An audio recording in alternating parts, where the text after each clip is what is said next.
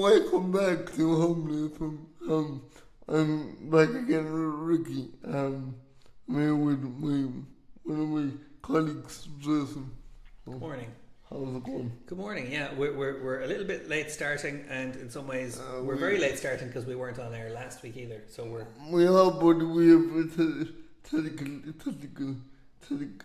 technical issues. Fixing my hair backwards very hard. Yes. Well, anyway, we're here now, and it is good to be back. How are you, Ricky? I'm fine. I'm good. I'm all good. How are you? I'm very well. Yeah. Did the storm? We had a storm over the weekend. Did you lose any garden ornaments or? No, funny enough, it wasn't that bad. In comedy tip, it wasn't that bad.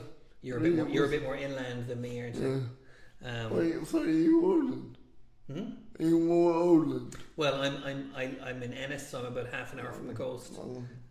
You're in Killaloe, Ballina, sorry. So you're another half an hour inland. So yeah, I think it would have been less intensive for you. We're not going to give our exact addresses because we are digitally literate. We don't want to be what's the word? Doxed, yeah. Our profile isn't high enough to be really worrying anybody in the seats of high power, or to be anyway drawing too much attention to ourselves.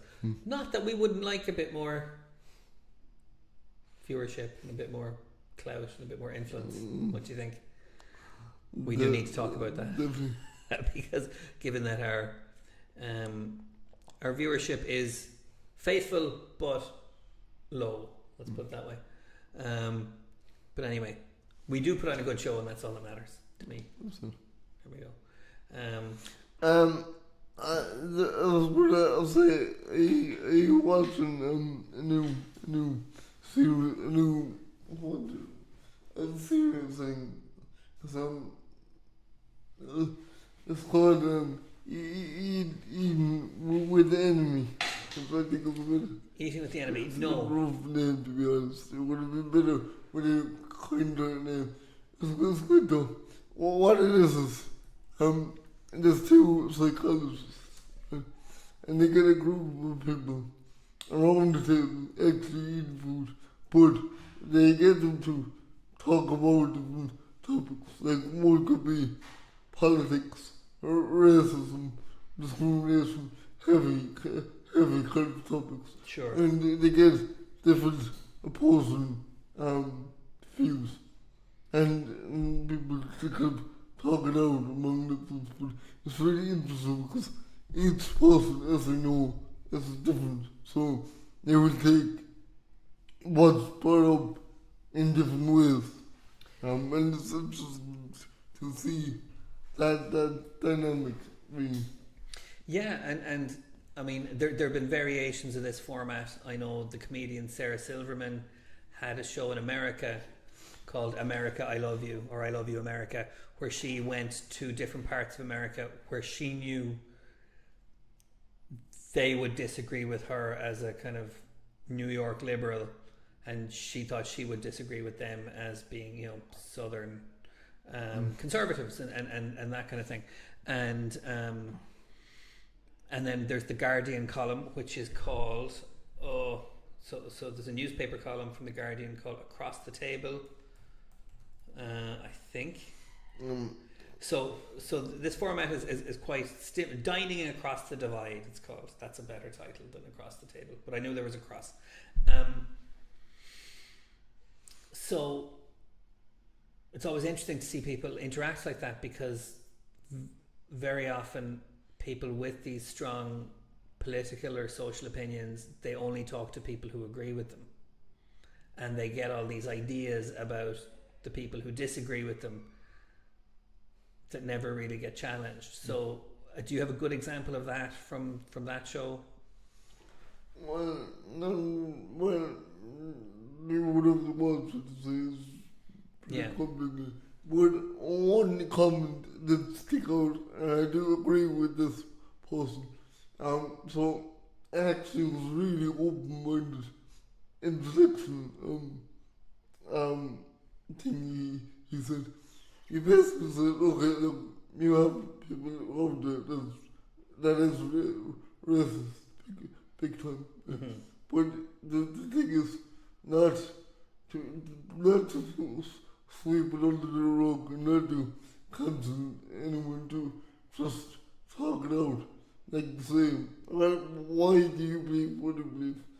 Is there any particular reason you believe in what you believe? Sure. Even if that other person hasn't any valid reason or any valid question, it's just to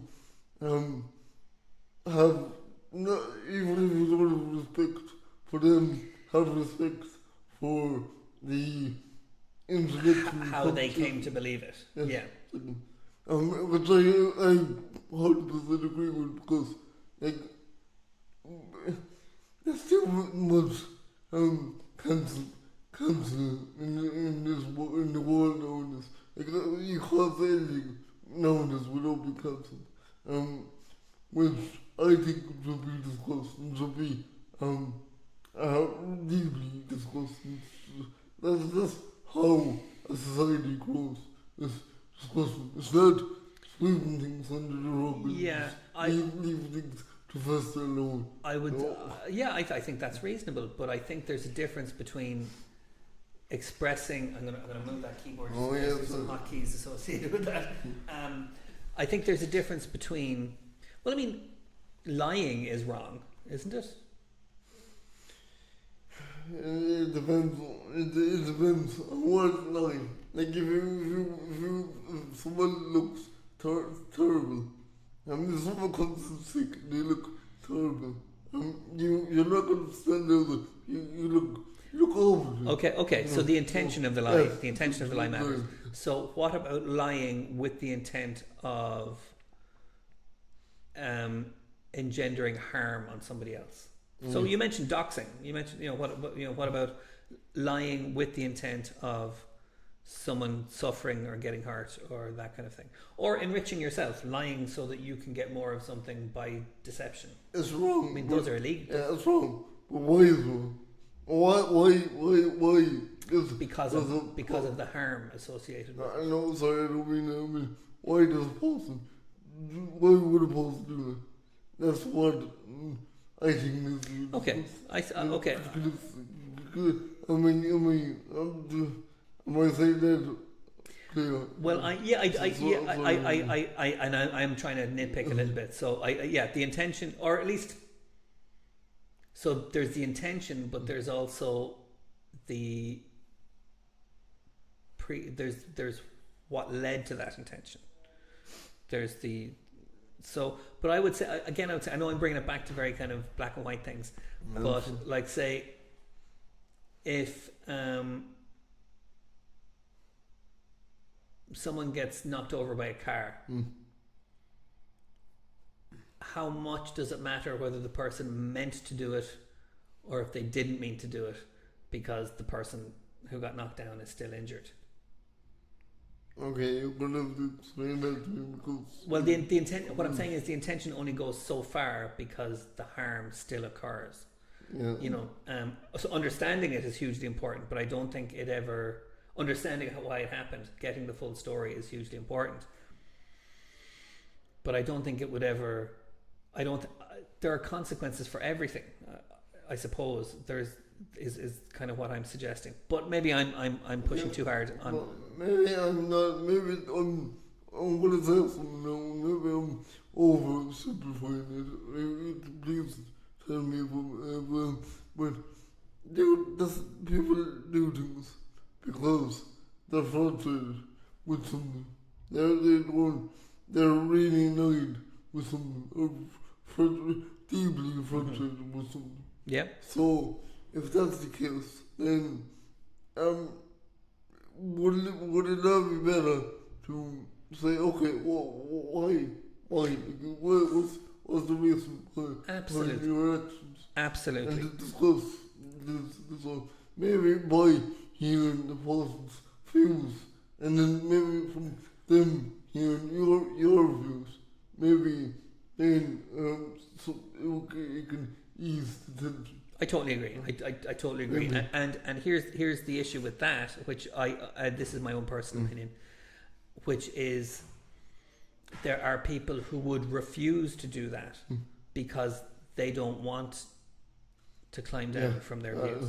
They don't. They like the outrage. And that, you know, whatever side of the political divide they are, they like being angry. They like having someone to blame. It feels very righteous to kind of. And you see all these people in England, you know, dressing up in Templar armor. You know, they feel like superheroes, and you know, but they're not really looking at the issue, you know, productively. So okay, so I think that's a very kind of sensible and sensitive way of talking about it. I think there are extremes where you just, you know, if there are people who say things that they know are wrong. So it's not about showing them the other side. They already know the other side. They are deliberately constructing their argument to kind of create an effect, but they don't believe what they're saying, and they don't care that it's wrong. They only care that the effect that they're constructing for it is as damaging or as influential or as manipulative as possible. No, I think it's more than showing them their errors, their ways. I think it's more than that. I think it's understanding why they do what they do. And like try to find some, you know, understanding yourself. Yeah. Why they do what they do. But I'm talking about people who do understand why they do what they do, because they're doing it on purpose. They're doing it, you know, maliciously. Yeah. You know, and like, Yeah, look. and they are so smart that they know exactly why it's wrong. They know exactly. Oh, my hand turning up on the other side. There. Hey. But okay, so I'm talking extremes, and you're talking more kind of on the ground, grassroots stuff, Yeah, which is great. You're not gonna fix them. Let's be honest. The whole world is different. We're all unique. You're not gonna fix them. Yeah. But those people who are willing to sit down and are willing, like I give you something. I don't know if you could look this up or not, but there was this professor in a college in America. Now, no, sorry, I'm way off the mark. Sorry, it's this interviewer in America. He was how could I say this in a bit political way without being sensitive. He was a man of a different color, black man instead. Steroid black man. But he interviewed one of the members of a particular group in the world, like other groups. I don't want to say it because it could be a bit sensitive. Okay.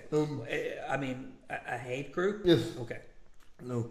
He interviewed this member, and they actually sat down and actually, your man, the interviewer said, like, why do you believe what you believe? Why don't you like us? Like, did I personally do anything to offend you? He said, no. He didn't. He said, like, why? Like, we're all different. We all have different beliefs, different things, different weaknesses. I understand that, but like, why? Why do you find it so difficult to understand this? But anyway, at the end of it, he actually changed the mind of this particular member, and the member left this particular group. I've heard stories like that before, going way back to the 60s. You know, like, yeah. So that just proves it can be done. Not with everyone, but it can be done. I totally agree. And there is there is a whole kind of culture of people helping people to leave hate groups because they realize, again, back to the whole thing, that they've been lied to.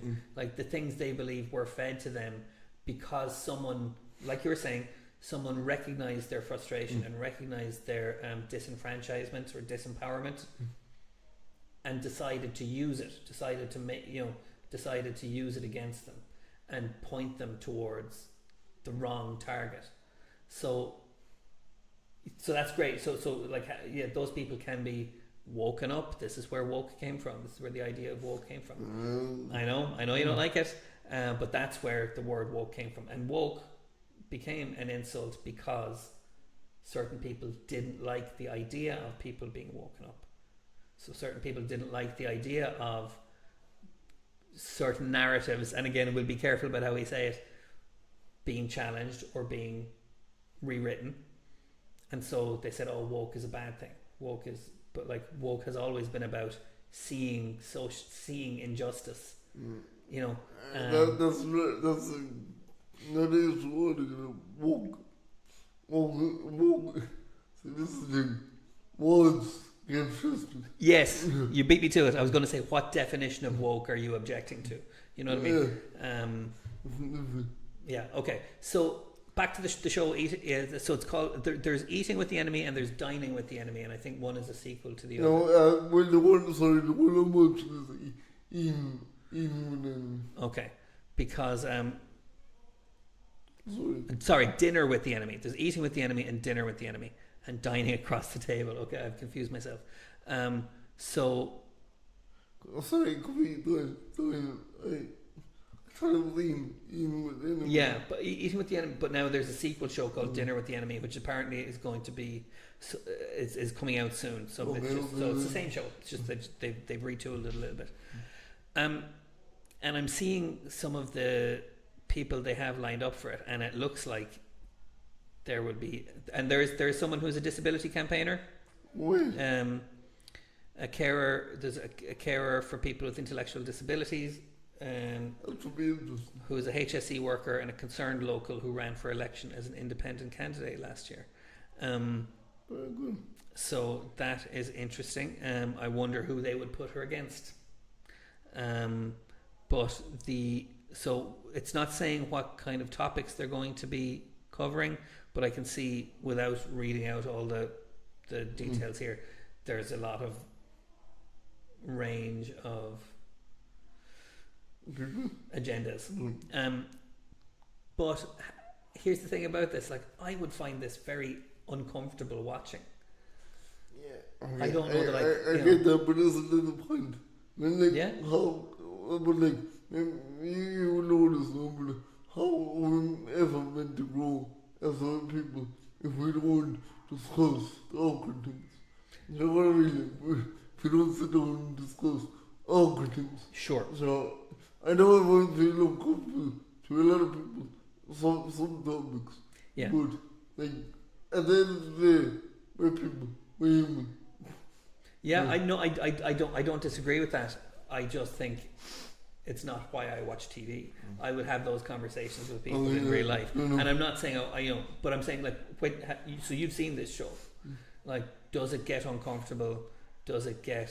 It does. It does. Upsetting? Does it get? I don't really get upset over that.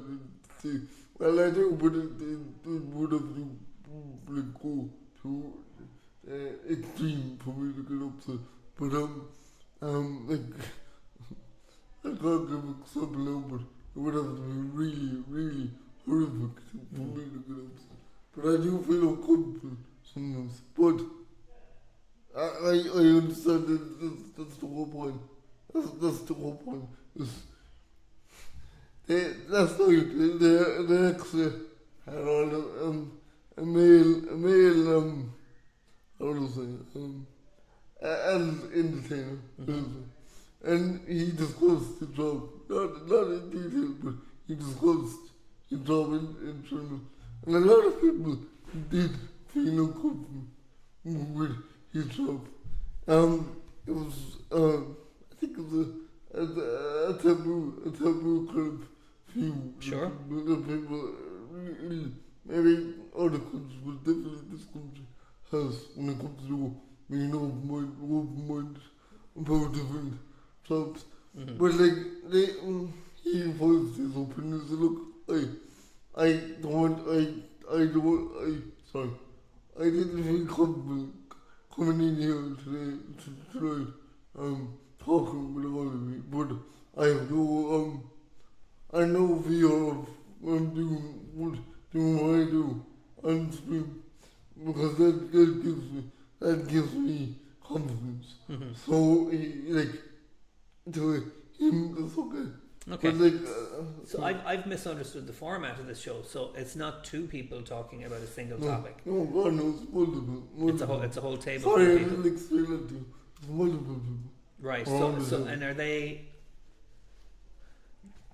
on every show then? So they're talking. So like the series is always these guys every week. No, you have different guys. You have different guys a couple of weeks.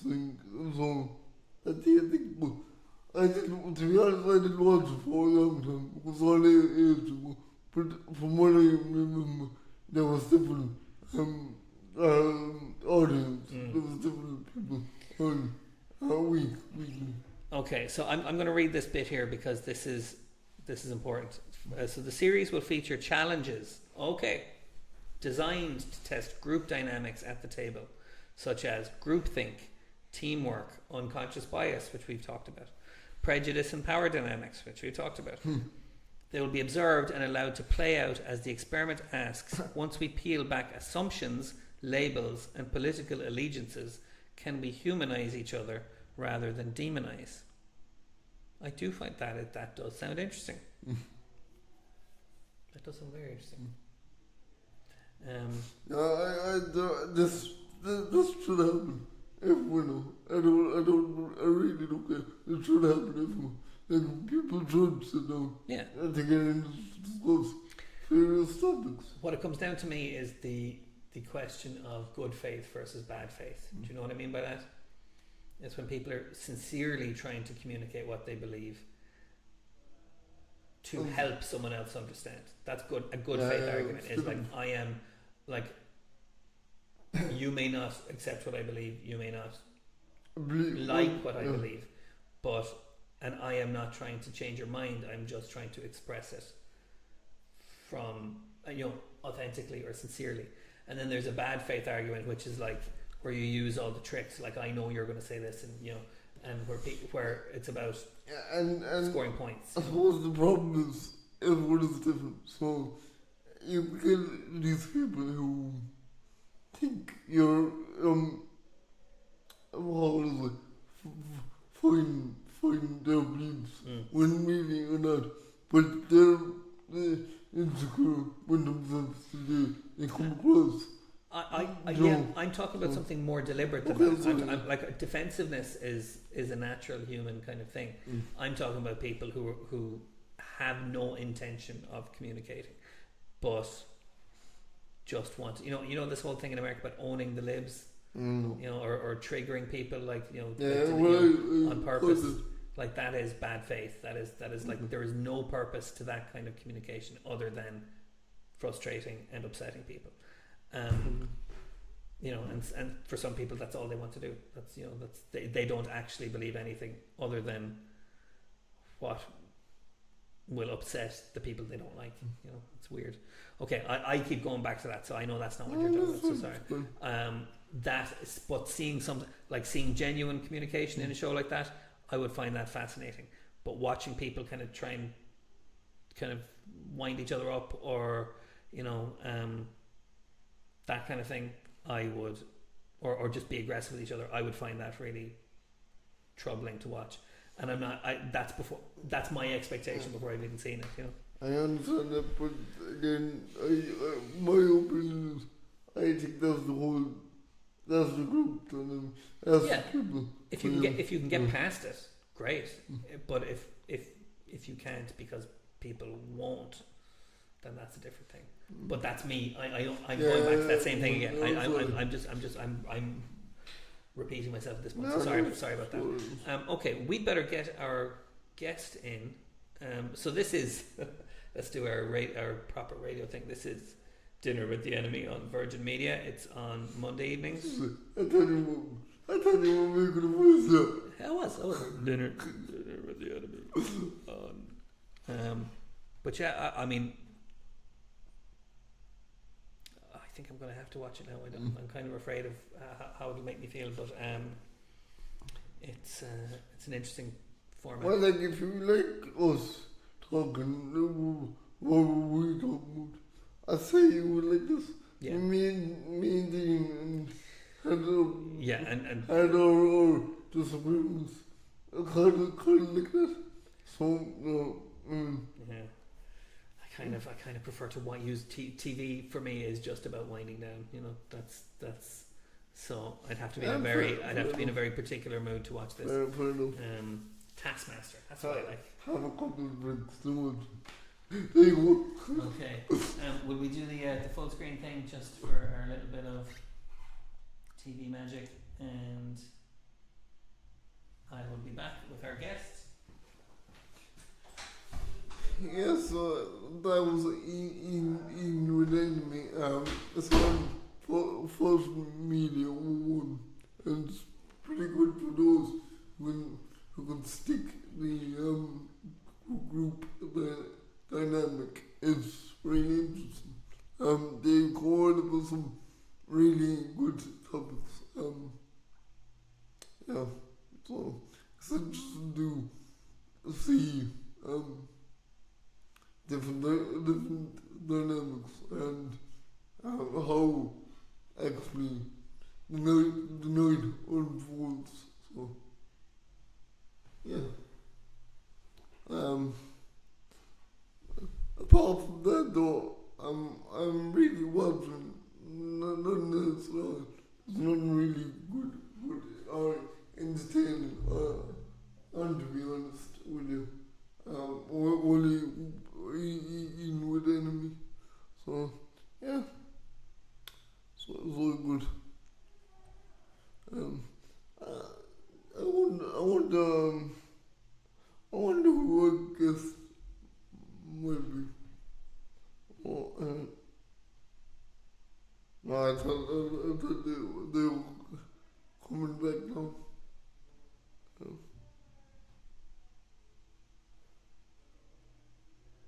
No.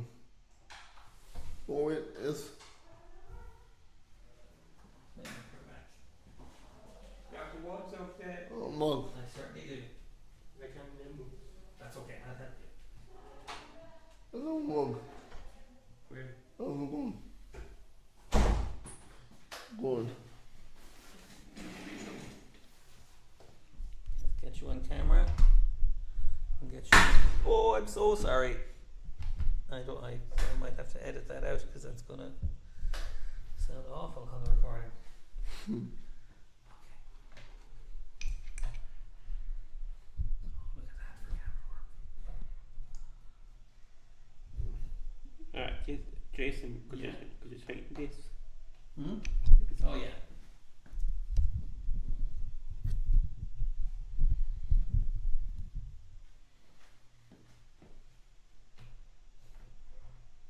There we go. Look at that. Oh, you're on both cameras. Okay, let's fix that.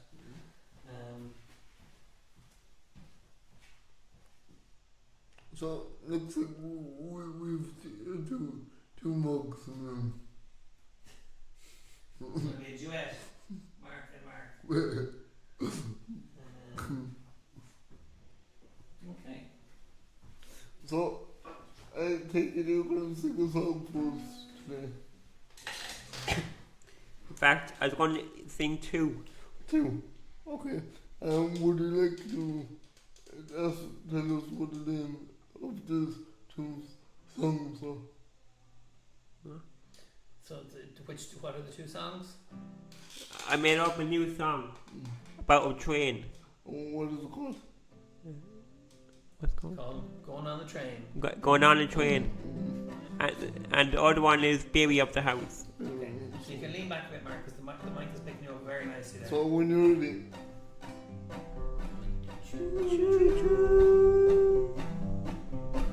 Choo choo. Like going on a train with get to Thurles, go wherever we want. Tomorrow we will go down to Cork, you know, just like we done a load of time before. Dublin, Dublin, anywhere, all around it, we don't care, we just love going on the train.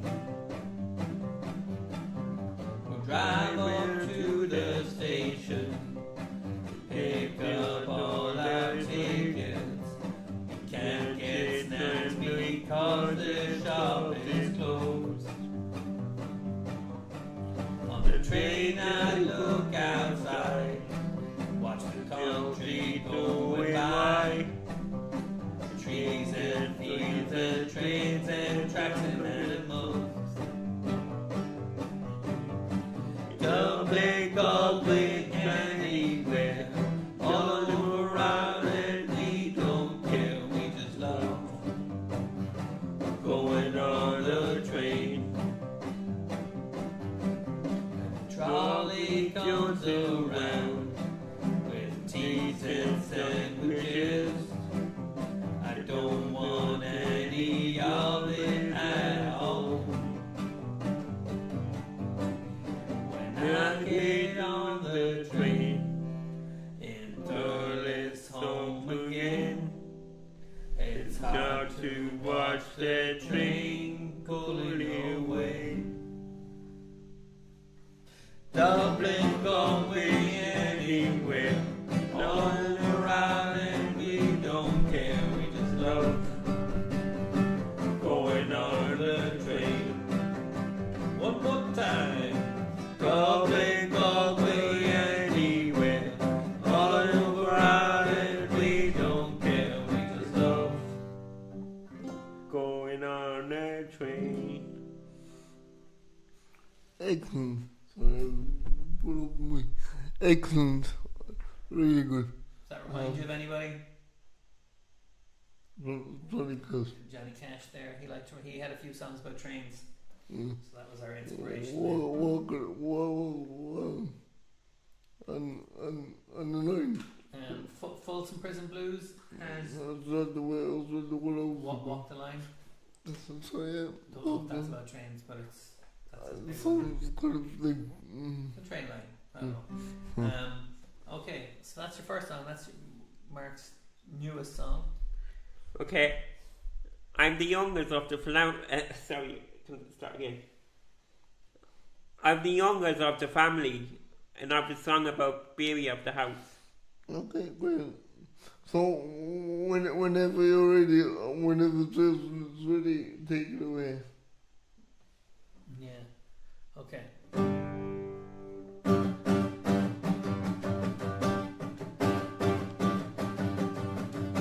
I like being the baby of the house on small warden. I got a brand new mobile phone for Christmas. I would like another baby in the house. Whenever it comes up, he takes my space and he gets too much attention. But sometimes I get a bit scared and I feel like a child, like going to the dentist or loud music in a pub. I just buckle up to my mother or get some new things, and then I feel better and I don't feel so bad. I wouldn't like to leave my parents, I wouldn't like to go on respite. I want you to stay at home, 'cause that's where I feel safe. And if I had my way, I wouldn't come to an evil island. The bus wouldn't come and get me, like I don't like a ghetto buddy. I'm the baby of the house, I'm the baby of the house, I'm the baby of the house, I'm the baby of the house, I'm the baby of the house. I'm the baby of the house. I'm the baby of the house. I'm the baby of the baby of the house. Excellent. So I thought most of them, the guy from Frankie Fanny. I thought he was in the room. That was on my falsetto. Good, it's really good. Well done, Mark. That was a good song. Baby of the house. Are you? I am indeed. Oh, the holy child. No, he's trying. Well, holy man. Sorry about this, but I see a small clock on your guitar. What's that about? It's for keeping track of music therapy sessions Really? when I don't have a clock nearby. Yeah. Awesome. And also, because it ticks, it gives me a metronome of 60 BPM, Oh, well, good. and 60 BPM is the Oh, optimal, great. yeah, it's the optimal tempo for relaxation music. And you know what is also, you be babes in this, you know, stay alive. Oh yeah. That's I think staying alive is faster because I think that's the resting heart rate, whereas for CPR it needs to be faster. I'm going to check this now. it's like, stay alive when you're doing compression. Exactly, but you do that faster than 60. Yeah, you do at basically double time, 100 to 120 beats. So staying alive is 104. So yeah, so you'd be going fast. You have to be going faster than a clock for it to be effective. That's our little public health message at the end of our show. If you took away 140 BPMs, if you hold it down, you would be left with 60. That's like, Yeah, have that. or twice that. Yeah. But if you put it the other way, like, minus, more food. When you take like 160 beats minute, Yeah. but you, Oh, but you double time. You do 2 per you take. you hold it down. Okay. So it becomes half of what it is. Oh yeah. That's but you can't. Yeah, exactly. With a metronome, if you could do a metronome. What me after lunch? We might. Yeah, we'll have a talk about that now. But we're going to wrap up the show first of all. So get yourself on camera, nice there, Ricky. Yeah. Really off-centered. Oh, it's reversed. That's right. Yeah. I might fix that. Yeah, so this is me, Ricky Coon, and Jason signing off for this week. So next week, I believe Glenn will be on next week. So you will have that to look forward to.